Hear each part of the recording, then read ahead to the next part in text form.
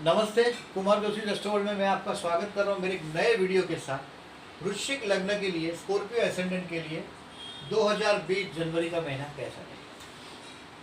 शब्द इस्तेमाल किया है लग्न, याद रखिएगा एसेंडेंट। आपके कुंडली में चंद्र जहाँ है वहाँ 8 है, तो आपकी वृश्चिक राशि, लग्न नहीं।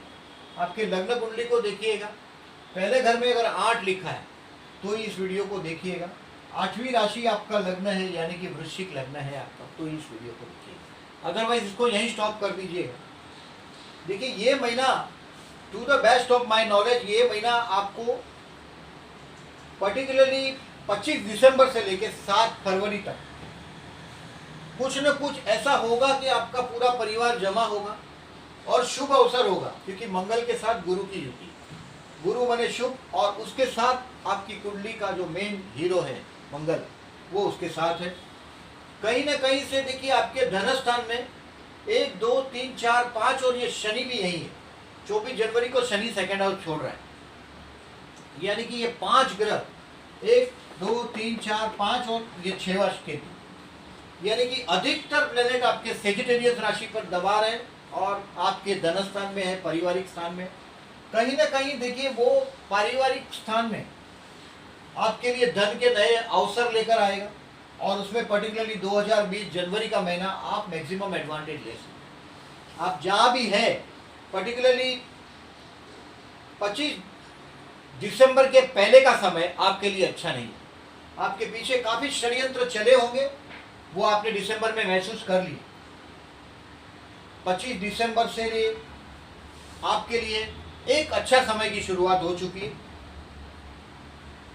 और पर्टिकुलरली दिसंबर के पहले यानी कि नवंबर के महीने में आपके पीछे षड्यंत्र, दिसंबर में आपने कुछ कोशिश करके मार्ग निकाला, और 25 दिसंबर आपको बहुत सारा पैसा देगा।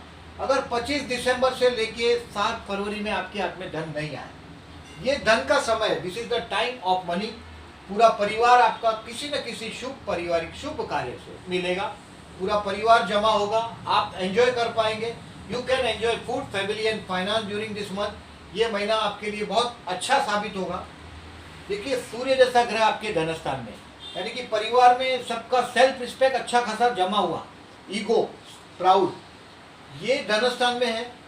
15 जनवरी से सूर्य भी आपके 3rd हाउस में आ रहा है, यानी कि 2nd हाउस में। अगर जो आपका गवर्नमेंट डिपार्टमेंट से, ज़्यादातर मैं स्कॉर्पियंस को टीचिंग या फाइनेंस के फील्ड में सक्सेस होते देखता हूँ, एडवाइजरी फील्ड में, पर्टिकुलरली टीचिंग में, पर्टिकुलरली क्योंकि सी राशि आपके कर्मस्थान में, फाइनेंस और टीचिंग में, क्योंकि आपका ज्ञान ही आपकी जागीर।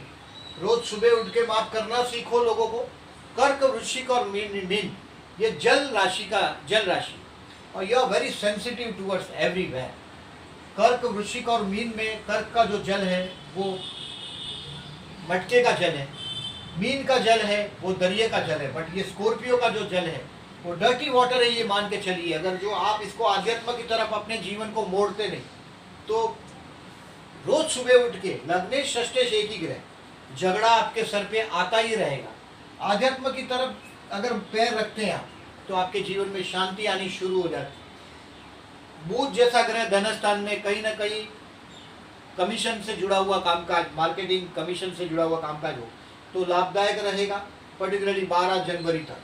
यानी कि 2nd हाउस में इतने सारे ग्रह आपके धन के सोर्स के लिए, स्तोत्र के लिए काफ़ी अच्छे रहेंगे। 3rd हाउस में आया हुआ 13 जनवरी से 30 जनवरी बुध अष्टमेश अपने स्थान से 8वें स्थान में, यानी कोई कम्युनिकेशन का कोई इंतजार कर रहे हैं, कोई लेटर का, तो वो भी आपको मिल सकता है। ये समय है, देखिए कर्मस्थान पर गुरु की एस्पेक्ट है आपके। अगर आप अनएम्प्लॉयड है तो ये बात समझ लीजिएगा कि this is the correct time, क्योंकि गुरु आपका धन स्थान में आ चुका है और शनि धन स्थान छोड़ चुका है, यानी कि आया हुआ गुरु और गया हुआ शनि आपको लाभ देगा। ये 7.5, देखिए 7.5 का जो नेगेटिविटी बर्दाश्त करनी चाहिए थी, वो आप 7.5 साल से स्कॉर्पियो वाले बर्दाश्त कर रहे हैं। स्कॉर्पियो के लिए ये महीना डेफिनेटली, आप नौकरी करते हैं तो नौकरी बदलने की कोशिश करिएगा, बिजनेस कर रहे हैं तो बिजनेस में और आगे नए प्रोडक्ट को ऐड करिएगा, एक्सपांशन करने की कोशिश करिएगा, लाभदायक रहेगा। फाइनेंस से रिलेटेड बिजनेस आपके ज़्यादातर मैं देखा है मैंने स्कॉर्पियंस के। स्कॉर्पियंस का नेचर बड़ा, दे डोंट अलाउ अदर्स, दूसरों को अपने जीवन में दखल अंदाजी करना पसंद नहीं करते।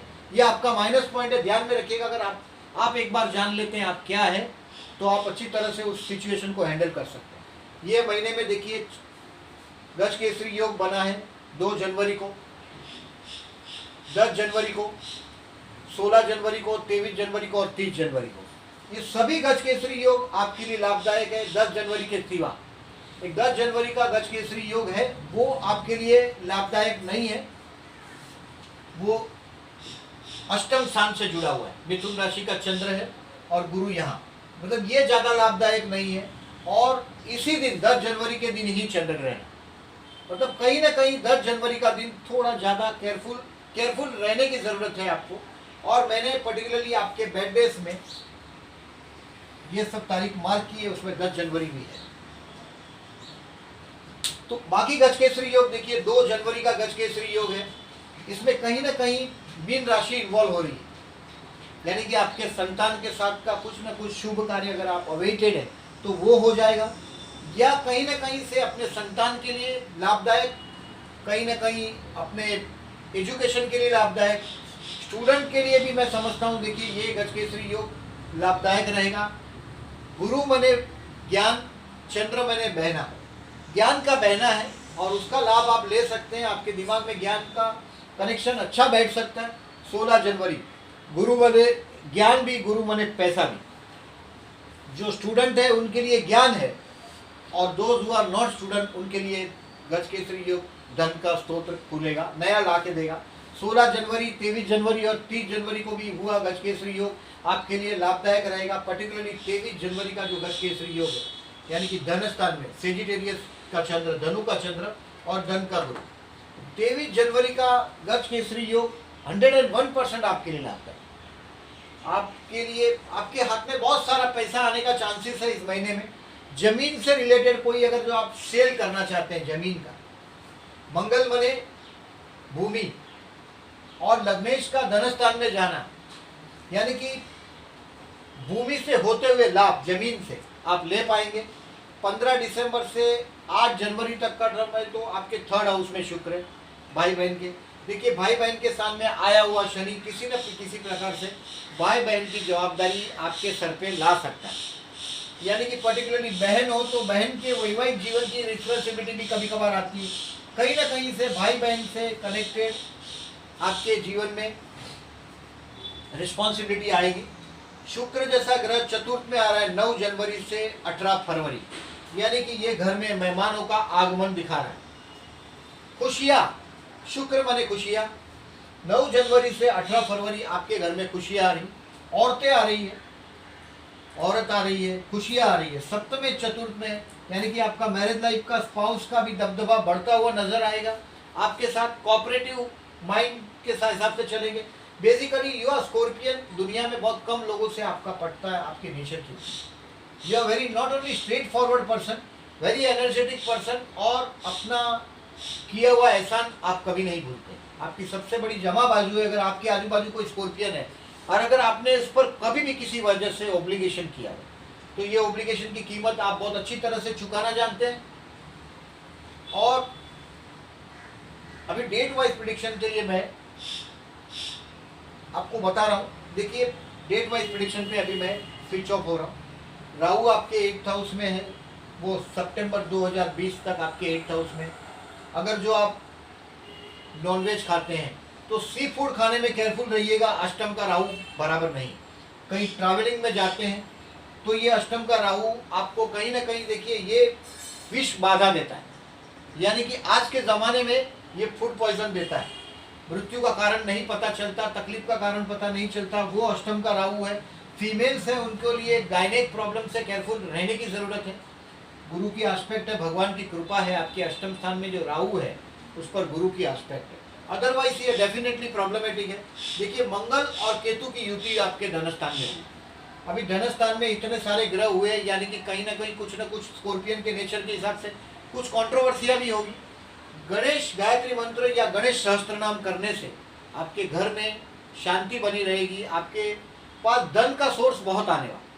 गणेश गायत्री मंत्र या गणेश सहस्त्र नाम आप सर्च करेंगे यूट्यूब पे, जहाँ हमारी चैनल है वहाँ आपको गणेश गायत्री मंत्र भी मिल जाएंगे, गणेश सहस्त्र नाम भी मिल जाएंगे। आप उसको चेक करिएगा और उसको सुनिएगा। पर्टिकुलरली ट्यूसडे को आपका वृश्चिक लग्न है, अगर ट्यूसडे को आप आजीवन उपवास करते हैं, 6, 8 या 12वां अगर जो मंगल है आपके जन्म का, तो आपको आजीवन उपवास करना चाहिए ट्यूसडे को पर्टिकुलर।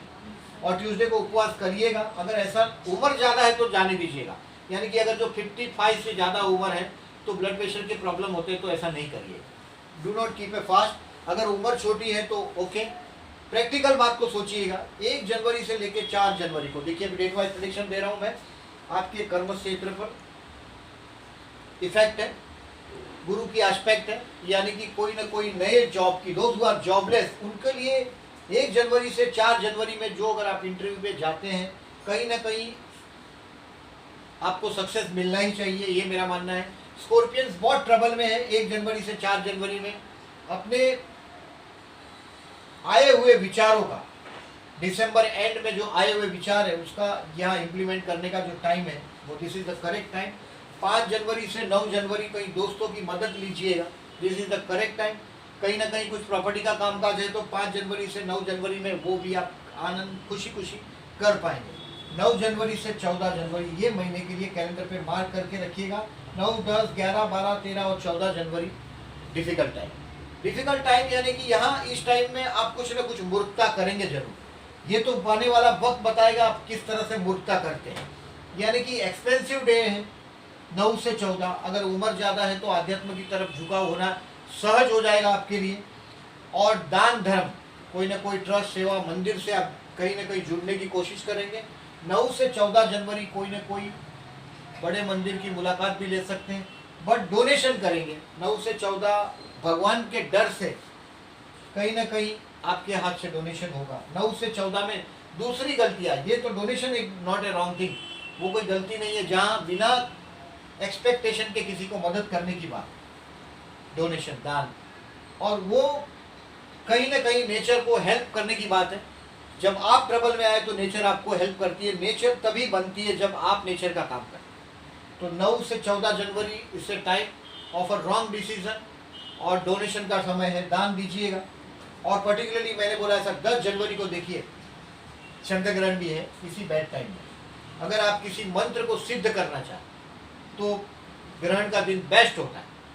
और 10 जनवरी को उस कोई भी मंत्र सिद्ध करना पड़ता है, उसके बाद उसका लाभ होता है। तो 10 जनवरी को उस मंत्र को करके देखिएगा, बाद में जब जब आप मंत्र करेंगे उसका लाभ होगा।